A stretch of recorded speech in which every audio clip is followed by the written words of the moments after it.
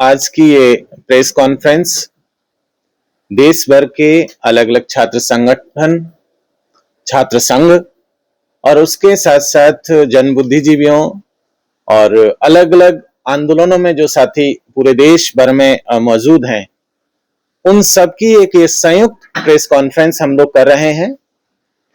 Press conference जो ये की जा रही है, पिछले दिनों आपने देखा होगा कि किस तरीके से इस देश में कैंपसेज में जो बहुत लंबे वक्त से इस देश के एसटी, एससी, ओबीसी, महिलाएं और दिव्यांग कैटेगरी के बच्चे जिस तरीके का जातीय दमन, जातीय शोषण सहन करते आ रहे थे, उस शोषण को रोकने के लिए एक गाइडलाइंस जो है यूजीसी की तरफ से आई थी।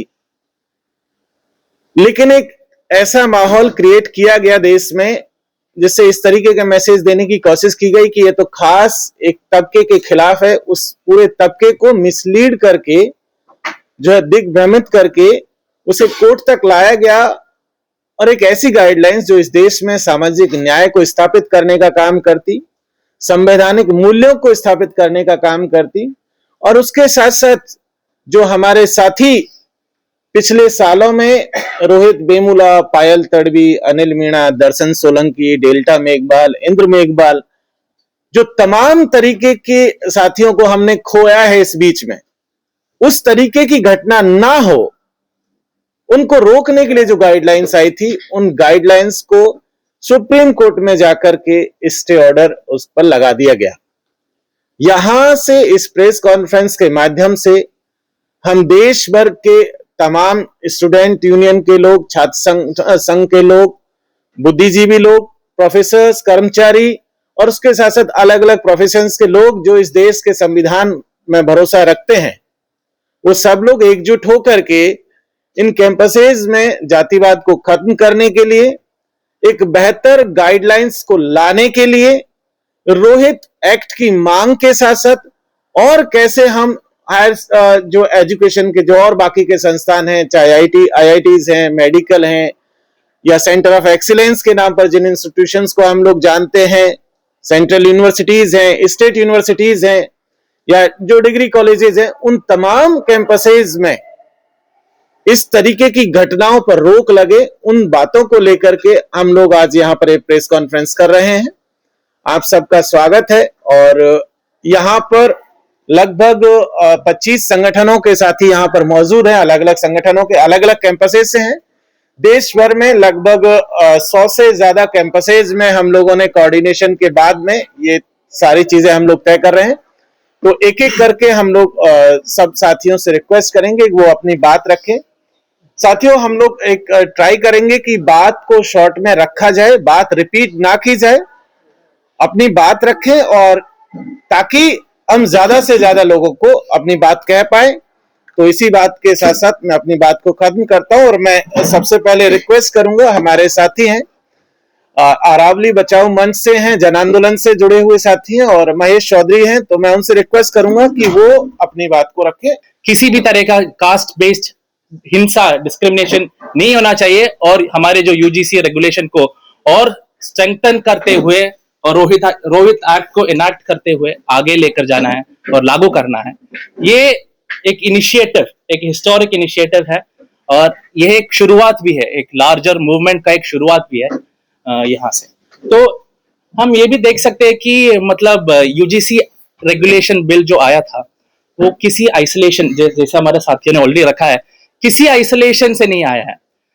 रोहित वेमुला के इंस्टीट्यूशनल मर्डर के बाद, पायल तडवी और दर्शन सोलंकी सबके इंस्टीट्यूशनल मर्डर के बाद देश भर मतलब पूरे कैंपसेस के अंदर ऐसा एक बड़ा मूवमेंट उठाया गया था। सारे जो progressive student organisations, professor, civil society और सबसे इंपॉर्टेंट रोहित, पायल, सबके माँ, जो जिस तरीके की इनिशिएटिव और प्रोटेस्ट और मूवमेंट कोर्ट के अंदर और बाहर कैंपसेस में लिया गया था, उसका एक रिफ्लेक्शन है, उसका एक एक्नॉलेजमेंट है। और जो एक्ट जो ये लोग इंप्लीमेंट करने के लिए सोच रहे थे, वो ड्राफ्ट जो रखा था, वो भी बस एक बेयर मिनिमम रिकॉग्निशन था इस स्ट्रगल का। लेकिन जब उसके बाद जो हम देख सकते हैं, जैसे अपर कास्ट मोबिलाइजेशन हमारे कैंपसेस के अंदर, जैसे सारे कैंपसेस के अंदर जैसे एक मोबिलाइजेशन हुआ है, एक केओस क्रिएट किया है, ये वही लोग हैं जो हमारे कॉन्स्टिट्यूशन को रेस्पेक्ट नहीं करते, कॉन्स्टिट्यूशन को जैसे आर्टिकल 14 राइट टू इक्वालिटी में बिलीव भी नहीं करते। यही लोगों का एक प्रोटेस्ट या कुछ केओस हुआ था हमारे कैंपस के अंदर, और उसी को लेकर फिर बाद में हमने देखा कि सुप्रीम कोर्ट ने स्टे लगाया था इस बिल को। लेकिन हमको पता है कि वैसे मतलब इस बिल के पीछे भी मतलब एक डेटा या स्टैटिस्टिकल या डेटा बेस्ड मतलब एविडेंस भी है हमारे साथ, कि जैसे यूजीसी के खुद के डेटा भी अगर हम देखें तो 118% कास्ट डिस्क्रिमिनेशन पिछले एक डेकेड के अंदर हुआ है। 2022 के डेटा अगर हम देखें तो 45 सेंट्रल यूनिवर्सिटीज के अंदर बस एक ही एससी कैटेगरी का वाइस चांसलर है और एक ही एसटी वाइस चांसलर है। पिछले 5 साल के अंदर ही अगर हम देखें तो मुझे लगता है कि मोर देन मतलब 65 इंस्टीट्यूशनल मर्डर्स हुआ है आईआईटीज के अंदर। ये सारे डेटा हमारे सामने हैं और उसके बाद भी ऐसा एक डिबेट भी नहीं करना चाहते ये लोग। ऐसे एक सिचुएशन आया है कि हमको कैंपसेस भी बहुत एक बुरी तरीके से एक पोलराइजेशन या एक डिविजन क्रिएट करने के लिए अपर कास्ट मोबिलाइजेशन इस एक्ट को लेकर वो लोग क्रिएट करने के लिए शुरू किया है। लेकिन जो हम बाकी मतलब कई सारे प्रोग्रेसिव ऑर्गेनाइजेशन का ये समझ है कि ये तो बस शुरुआत, ये जो बिल भी एक रिकग्निशन भी था और उसका और भी स्ट्रेंथन करते हुए रोहित एक्ट, रोहित वेमुला का नाम उसमें होना चाहिए इस एक्ट में। इसको लेकर एक बड़ा एक देश भर का एक कैंपेन यहां से शुरू होना चाहिए। पिछले अगर हम दिल्ली का ही बात देखें तो इतने सारे इंस्टेंसेस ऑफ कास्ट डिस्क्रिमिनेशन हमारे सामने ही है। डीआरसी के अंदर प्रोफेसर रितु, शहीद भगत सिंह कॉलेज के अंदर जैसे एक स्टूडेंट के साथ जिस तरीके का एक कास्ट डिस्क्रिमिनेशन, और ये कास्ट डिस्क्रिमिनेशन अपनी कॉलेज के प्रोफेसर के तरफ से आया था, ये सब तो पिछले साल ही हुआ है। और टिस मुंबई में अगर हम देखें तो एक दलित स्कॉलर को 1 साल के लिए सस्पेंड किया गया था। अंबेडकर यूनिवर्सिटी में भी अगर हम देखें तो दलित स्टूडेंट्स को टारगेट करते हुए सस्पेंशन चल रहा था पिछले साल। और ये सब हमारे सामने है, ये सब डेटा और सब एनालिसिस हम सबके सामने है और बहुत मतलब एविडेंट भी है। इससे भी ज्यादा एविडेंट नहीं हो सकता।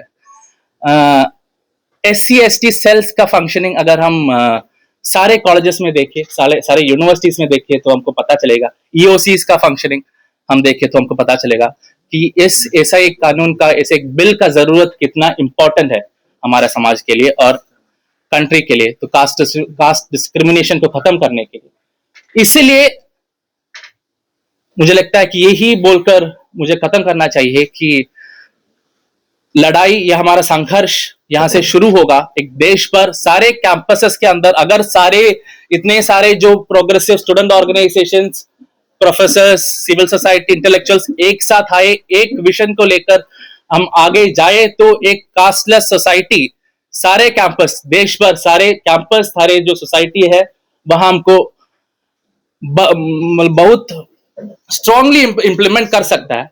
और SFI भी इस मूवमेंट का एक इंपॉर्टेंट फोरफ्रंट में ही हम लड़ेंगे इस मूवमेंट को लेकर। वो सारे आदेश जो समानता की बात करते हैं, जिन कमेटी की जरूरत यूनिवर्सिटीज और कॉलेज में फैकल्टी और स्टूडेंट के साथ खड़े होने की थी, उन चीजों से माननीय सुप्रीम कोर्ट खुद पीछे हटा है। संविधान में विश्वास करने वाले सारे साथी आज यहाँ मौजूद हैं और इस पूरे देश के अंदर जो भी संविधान में विश्वास रखते हैं, हर वो व्यक्ति इस डिसीजन के खिलाफ है।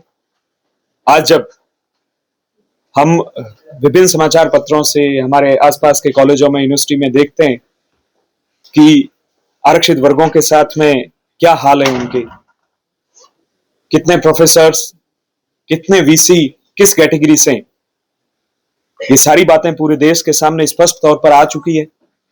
उसके बावजूद भी आए दिन रिजर्व कैटेगरी के साथ अन्याय हो रहा है।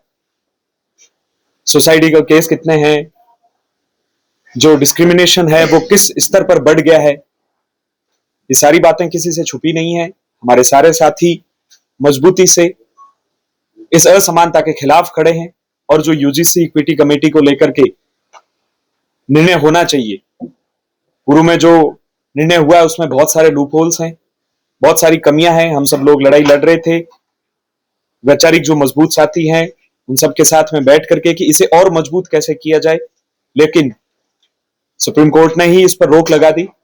जब यूजीसी रेगुलेशंस आए तो जो देश भर की ब्राह्मणिकल फोर्सेज है उन्होंने बाबा साहब जो कहते हैं एजुकेट, एजिटेट, ऑर्गेनाइज, उसका उलट हुआ।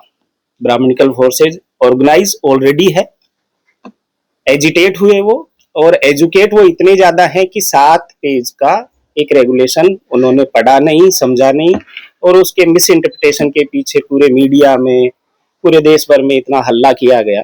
और सुप्रीम कोर्ट ने जिस तरीके से कहा कि सड़कों पे बवाल मचा हुआ है इसलिए हम इस पे स्टे लगा रहे हैं, जबकि ऐसा कुछ था नहीं। एक मैन्युफैक्चर्ड मूवमेंट या डिसेंट जो है वो बनाया गया था। हमने इस दौरान ये भी देखा कि इस देश में जातिवाद किस हद तक घुसा हुआ है। उन आंदोलनों में इस देश के प्रधानमंत्री की जाति का नाम लिया गया, ये बोला गया कि प्रधानमंत्री तेली है और तेली का सुबह सुबह मुंह देखना भी खराब होता है। आप सोचिए, जिस देश के प्रधानमंत्री के साथ ऐसा जातिवाद होता है, वहां पर कैंपसेज में या बाहर किस तरीके का जातिवाद एसटी, एससी, ओबीसी और जो मार्जिनल कम्युनिटीज या आइडेंटिटीज है उनके साथ होता होगा। ये जो रेगुलेशंस आए थे इनमें तमाम फ्लोज थे, कमियां थी। ऐसा नहीं था कि इसमें कोई बहुत अच्छा रिवोल्यूशनरी चेंजेस आने वाले थे, लेकिन ये एक स्टेप था। और वो स्टेप भी ऐसा नहीं कि सरकार लेके आई। कोर्ट में रोहित की माँ, पायल की माँ लड़ रही थी, वहां से ये रेगुलेशंस कोर्ट ने खुद ने बनाए, खुद ने स्टैंडिंग कमेटी को बोला और फिर खुद ने ही उस पे स्टे लगा दिया। इस तरीके का एग्जाम्पल हमें लगता है कि इंस्टीट्यूशंस में देखने को बहुत कम मिला है।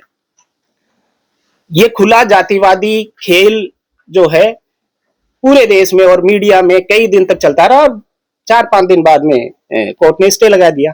हम यहां से हम सभी लोग जुड़ करके, क्योंकि ऑलरेडी रोहित एक्ट के लिए एक लड़ाई चल रही है और तेलंगाना में रोहित एक्ट की बात हो रही है, उसमें भी चीजें हम बदलने की मांग करेंगे, क्योंकि उसमें ओबीसी को शामिल नहीं किया गया है। और ओबीसी को शामिल करना इसलिए जरूरी है कि कैंपसेज में, हायर एजुकेशन में ओबीसी को रिजर्वेशन बहुत लेट मिला और ओबीसी के लोग बहुत बाद में पहुंचे। आम समाज में हो सकता है कि ओबीसी के साथ एसटी, एससी के जैसा डिस्क्रिमिनेशन फेस करने को नहीं मिलता है, लेकिन कैंपसेज में जो डिस्क्रिमिनेशन होता है उसको अलग तरीके से देखने की जरूरत है। वो एक महीन बुनाई के साथ वो डिस्क्रिमिनेशन होता है। तो ओबीसी को इसमें शामिल किया जाना चाहिए, रोहित एक्ट में भी शामिल किया जाना चाहिए, और चाहे कोर्ट के जरिए हो, चाहे सरकार कोई ऑर्डिनेंस बिल लाए, एक्ट लाए, लेकिन एक मजबूत एक्ट, रोहित एक्ट की हम लोग डिमांड करते हैं। और पूरे देश से जितने भी संगठन और साथी जुड़े हुए हैं, आने वाले समय में अभी साथी जानकारी देंगे कि कोर्स ऑफ एक्शन क्या होगा। मैं अरावली बचाओ जन आंदोलन की तरफ से इस मुहिम को पूर्ण समर्थन देता हूं। शुक्रिया।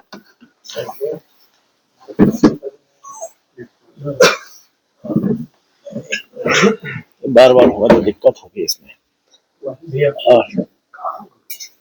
बहुत बहुत शुक्रिया साथी महेश। अब मैं रिक्वेस्ट करूंगा जेएनयूएसयू की प्रेसिडेंट अदिति को कि वो अपनी बात रखें। सभी साथियों को जय भीम, लाल सलाम। मैं अपनी बात यहाँ से शुरू करूंगी कि